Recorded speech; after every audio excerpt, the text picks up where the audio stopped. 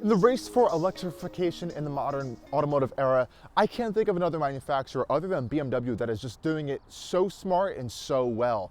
They've been able to blend both electric vehicles as well as combustion vehicles on one platform, and they're doing it really fantastically as of right now as well. Yes, they have a dedicated EV platform on the way, but for right now we have the i4, the i5, the iX, and here we have the 2024 BMW i5 in its top most highest performing trim, the M60. The 5 Series has been evolving over the years as BMW's executive sedan that combines luxury, good looks, as well as that performance when you need it. And I think this M60 really does a great job at blending all of those attributes together into one package while also delivering you that electric powertrain that a lot of you guys are looking at. And while this may not be the most efficient BMW i5 that the manufacturer does make, it is the highest performing electric 5 Series that we currently have right now. It may not be on par with something like an M5, but I think it is a really good current replacement, I would say, for the old M550 sedan. Yes, it may not have the best range, but in every other aspect, this is an absolutely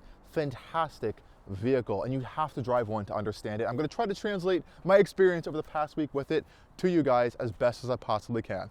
Let's go dive in. Now, of course, we have to talk about what's powering the BMW i5 M60. Now, of course, this is based on BMW's CLAR cluster modular architecture. And of course, in its latest generation, it is able to be electric, it could be gas, or it could be a plug-in hybrid as well. So that's a really great development on this platform, and it all works pretty well of how they've kind of developed it going out. In this particular application, it has an 84.3 kilowatt hour battery pack that is mounted onto the floor, and that is sending its juice to the 2 electric motors we have on this i5 M60. And this is BMW's latest xDrive technology, so it's as efficient and powerful as it can currently be, and it's only going to be getting better down the road. And this is making a pretty potent amount of power, around 593 horsepower, and around the same in terms of torque, unless you press the boost paddle on the steering wheel. That's going to give you 10 seconds of torque up to 605 pound-feet. Now, of course, we do have to talk about range and charging. And on this BMW i5,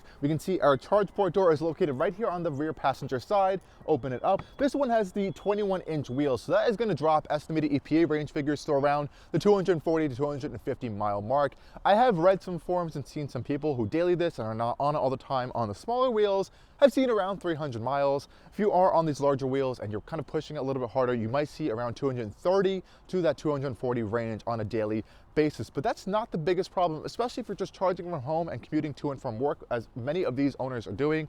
I think that's not a bad range figure. And if you are on a DC fast charge, it can charge up to around 200, a little bit over 200 kilowatts, which means, you know, typical fast charging times for around 30 to 40 minutes for a full charge from 10 to 80% on your daily trips and commute. Let's talk about the i5's design now, because I think it's a really kind of striking presence. It's pretty much identical looking to the regular gas and combustion and plug-in hybrid BMW 5 Series. I think this is really a gorgeous looking vehicle. The shapes, the dynamic body dimensions, it all kind of encapsulates the iconic 5 Series design. And I'm not just kidding around with this. You can really genuinely see it from the side profile to the long hood, the kind of short sloped back rear cabin.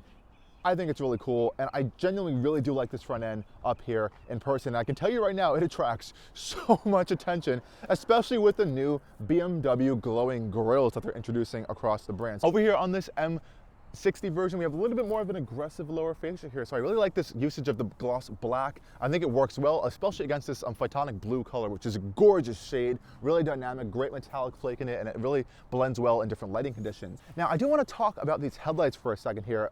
After mentioning this really cool placement that they're doing on all the vehicles of the BMW badge here, you can also note there's a little bit of a blue ring around it to indicate that this is an i5 and not a regular 5 Series. With these headlights here, BMW is known for their kind of blue accented laser headlights. I was playing around with the configurator here, and I can't even see an option for laser headlights on the i5 M60. So these are their full adaptive LED headlights, which I think are more than enough for this vehicle. They look really gorgeous. I think they illuminate the road very well at night, and they have that new BMW turn signal signature, which is interesting. It kind of has this little blinking function to it. I personally kind of like it. It kind of reminds me a little bit of what Mazda is doing now, but again, That's up for you to decide if you like or not. Now, as this is an M60, a true kind of mid-M model of the new i5, I think it's very appropriate that we are rocking Michelin Pilot Sport 4S rubber on here, and it is a staggered setup. I believe up here we are on 255 35s. I believe they're like 285s out back. 285s, there is a big tire, and we have 21-inch wheels on this particular one. This is an option. They're BMW individual wheels. I think they look absolutely gorgeous. They really fill out the wheel well, pretty well, though they will reduce your range just a little bit. There are smaller wheel options available for the i5 M60, and that's going to help to improve range. But unfortunately, you're going to be trading looks here for a little bit of a reduction in range. And the sporty design continues out here on the rear end of the new 5 Series and the i5. We have these really new slim LED taillights back here, which I think are a really nice touch. They look also really cool at night.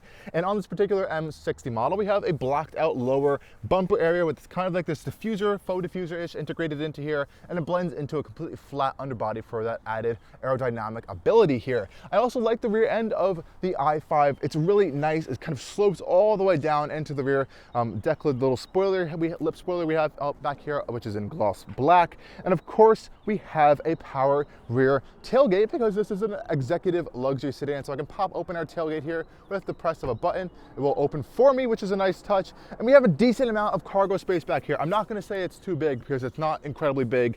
And you can also push some of your cargo back if you have it and open up the floor to reveal a little bit more storage space. Back here, BMW has provided this vehicle, at least, with this charger you can use at home. And if you don't want to have that charger in there, you can use this space for additional storage as well. So I do like that. But it is a little bit on the smaller end, but of course you can fold the rear seats down to improve your cargo capacity. And of course, it's a power closing rear tailgate as well.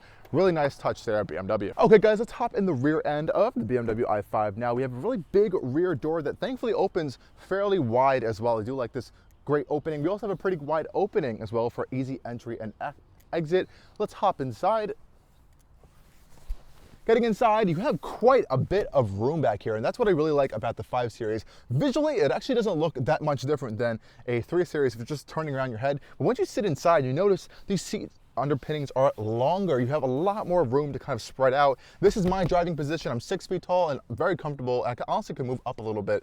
And I have incredible amounts of knee room as well as foot room and leg room as well.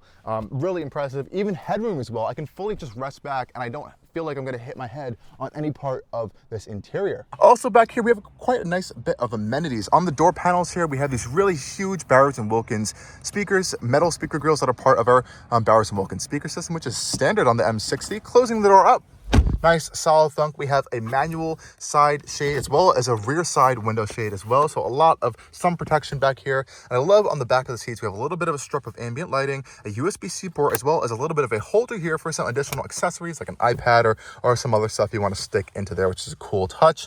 Window controls, door controls, very slim and nice integrated onto the doors. We have a nice big storage cubby down here with some nice soft touch plastics, no hard touch plastics, which I really appreciate.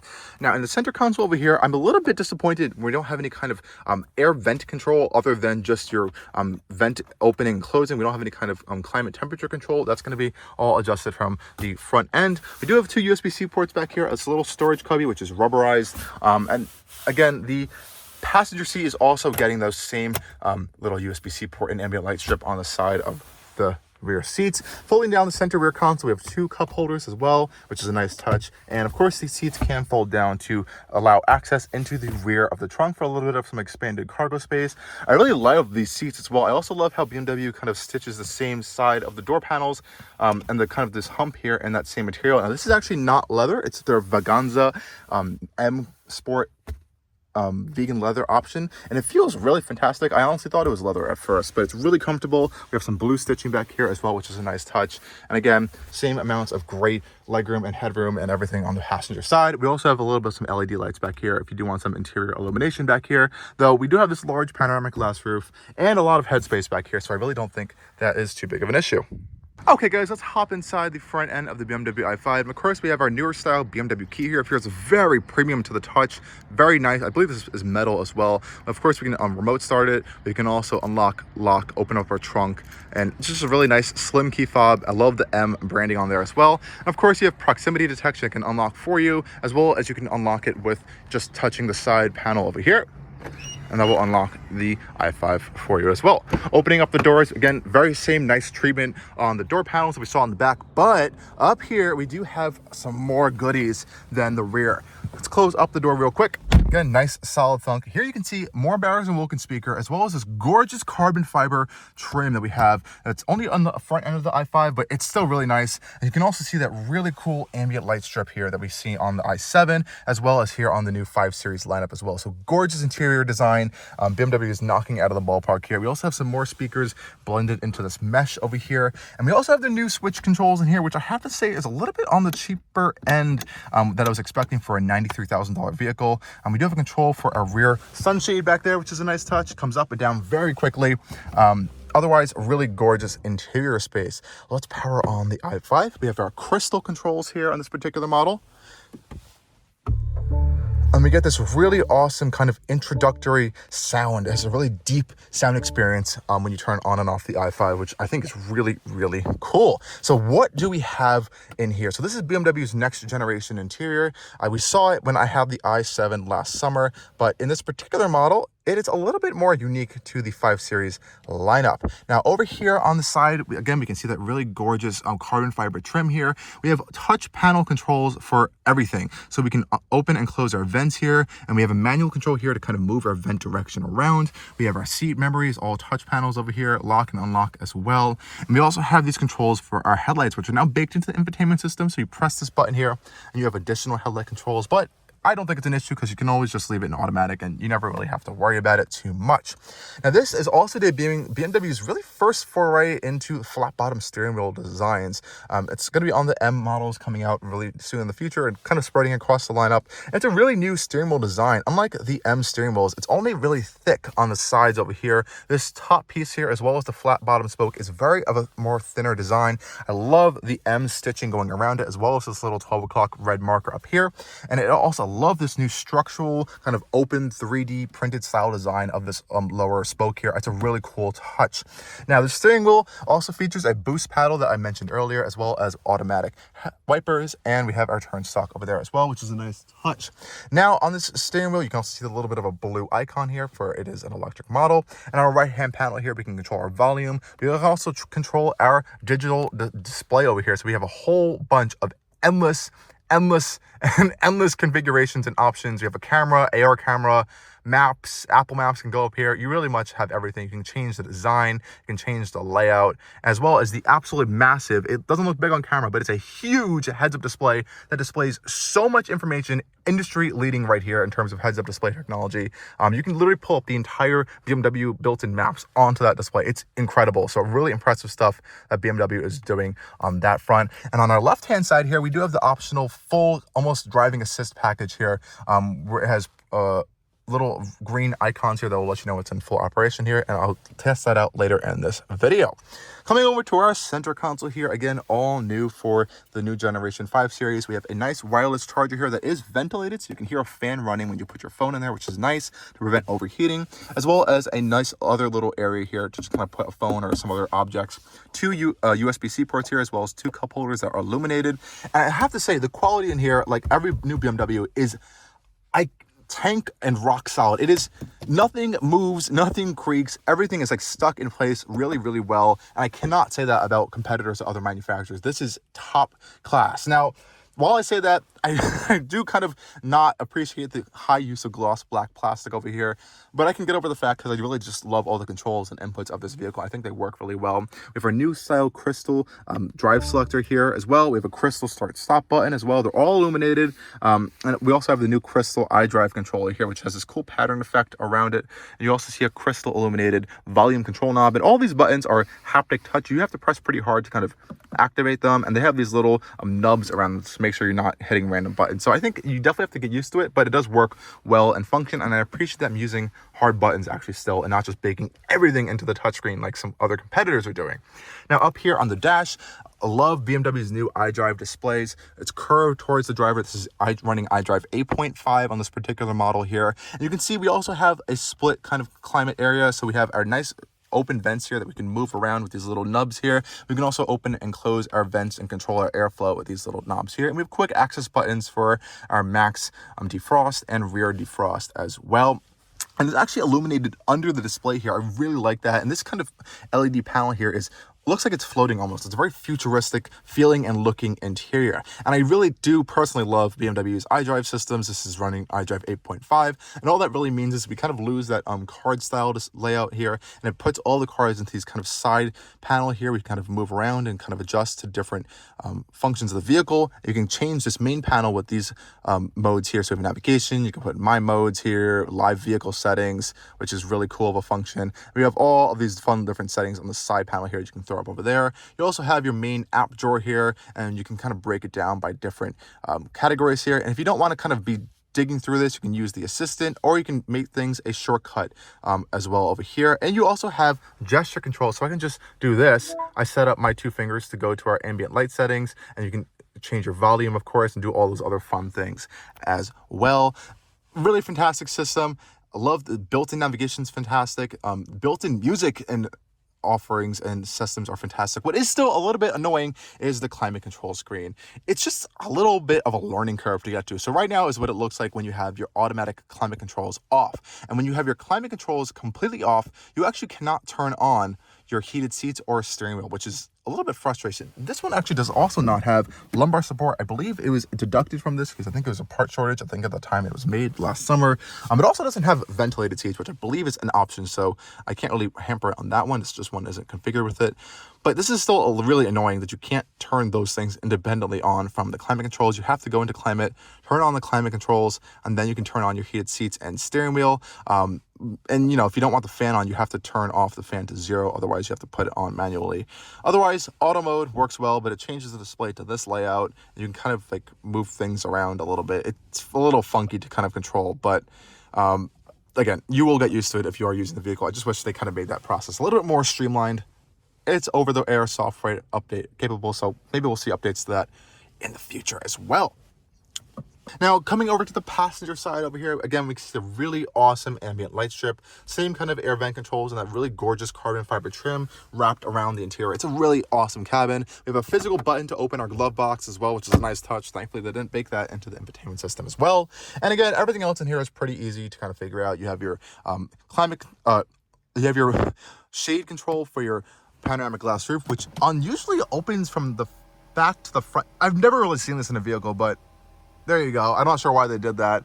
I know they did that on the i7 as well. Of course, you have some lighting up here, and we also have an interior selfie camera if you want to take selfies, which is a fun little gimmick feature. There's also games you can play while you are charging as well, the air console games. So they've kind of implemented a lot of those new, like, I guess, Tesla-derived features into the i5. But I really do love this interior. The seats themselves are really comfortable.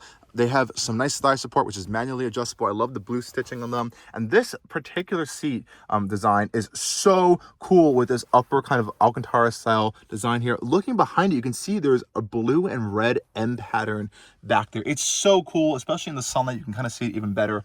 And we also have a little bit of an M flag right here, embroidered into this piping over there. So really cool seat design. I just wish there was like a massage function or ventilation available on this particular one. And this one doesn't have any lumbar support as well. And it's $93,000. A little bit of something to consider here, but there are a lot of different seat options available. This is vegan leather. You can get actual leather as well. So I think it's about time we go take the i5 for a drive, because that is really where you want to experience this vehicle in its purest setting.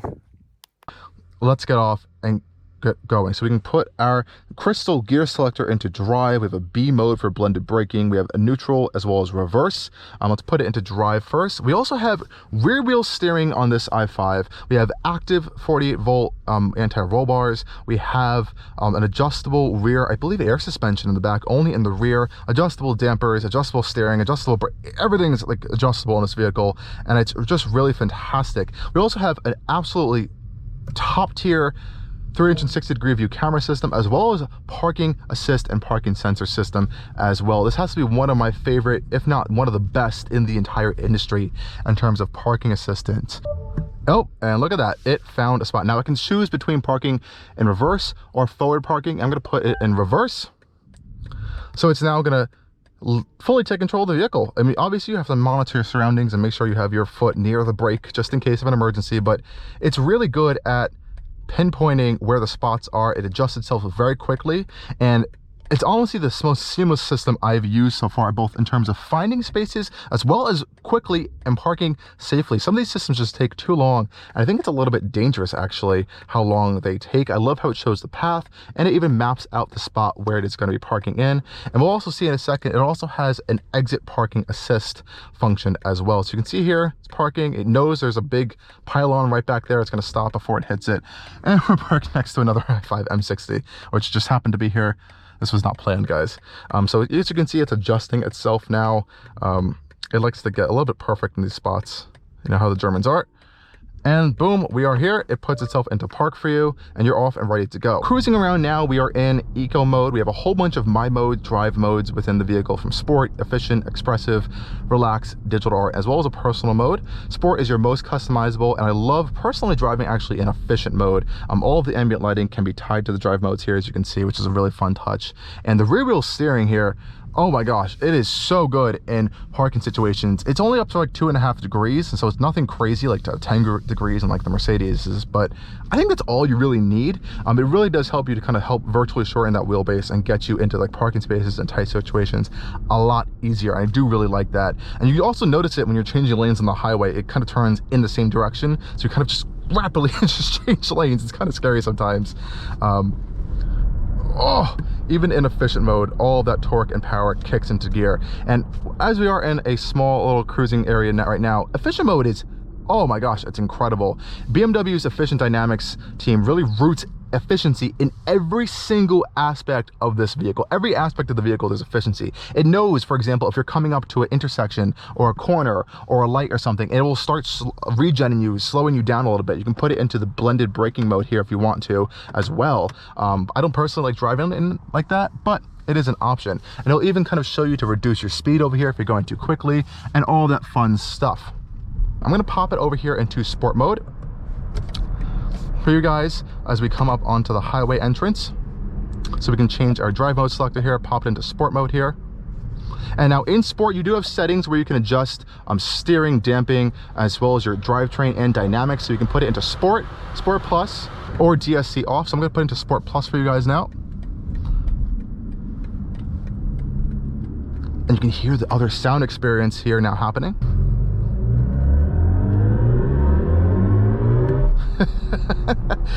Such a cool sound experience. And I'm not sure if it's coming across on camera here, but the heads-up display is just so big. It looks so cool as well. We're going to be going onto the highway here. You also have these really cool kind of live screens here, so I can open it up a little bit more. It's showing us our pound-feet of torque, horsepower as well, and the temperature, so I think about the electric drivetrain.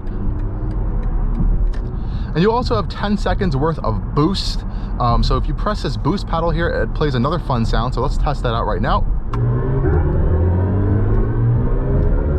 Whoa, it gets you up to speed really quickly. You can bring it back down to safe driving levels. And that boosts the torque over 600 pound-feet for that 10-second interval to really punch you off the line if you do need it, which is really fantastic. You're gonna kind of hear a little bit more noise in the cabin now as we are in the sport damping. The steering really does completely transform in this vehicle. It is a little bit dead off center, and I honestly think that's a good thing. You don't want this car to be very twitchy or super direct. It's a luxury executive sedan at the end of the day that has that ability to have that performance and capability, and the great chassis is there for you at all times when you need it. When you don't need it, you don't need it to be super twitchy. So in the regular steering, it's even a little bit more softer.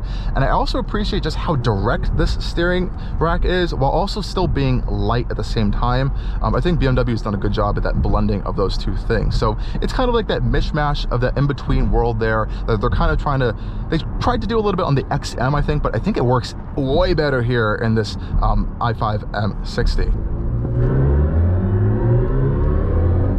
Oh, those sounds are just crazy. And another thing to talk about on the i5 M60 here,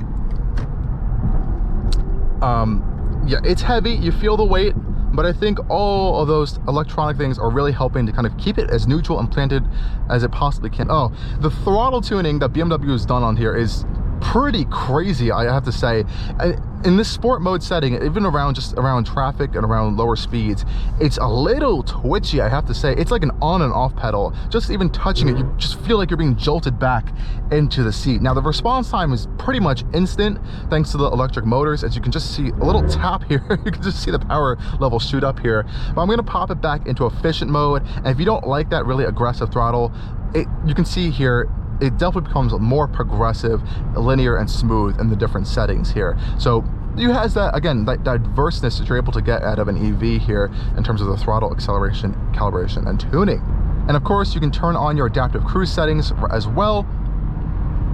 So our adaptive driving has been activated. It knows we're also using the navigation since we're using the BMW navigation, so it kind of gives us maps and roads. You can see here it's now wanting to change lanes into the lane for me to get off. It wants me to change lanes manually, it just told me that. Especially when getting off exit, it doesn't really like that too much. It's not like a full self-driving beta autopilot style system. It's just an advanced highway drive assist, and it does work very well. A little bit of a launch here. Oh my God. And there's 65 right up to the speed limits here, so it's fast. It is a very quick vehicle. Do not underestimate the i5 M60. Even if it has lower range than you may be expecting, it is a quick car. Let's sum up the i5 M60. It is a fantastic vehicle at the end of the day. Very dynamic, very sporty. Yes, it does have come in at a higher end price tag, but it's almost like a baby i7 and 7 series nowadays. And if you haven't experienced one of those vehicles, you gotta throw the looks and everything on the side. It's just a really great chassis and vehicle at the end of the day, especially for an electric vehicle built upon a architecture that it's not meant or not originally planned to be a ground up EV architecture. So great kudos to BMW on this. If you can live with the range, you can live with the range. If not, look to another electric BMW and or a competitor. I'm gonna have to recommend that, but this has been a really great week with the i5 M60. Really no other complaints other than I just had to charge more than I was expecting. As always, stay tuned for more coming on Allcarnews, and thank you guys for joining me on yet another video. Cheers.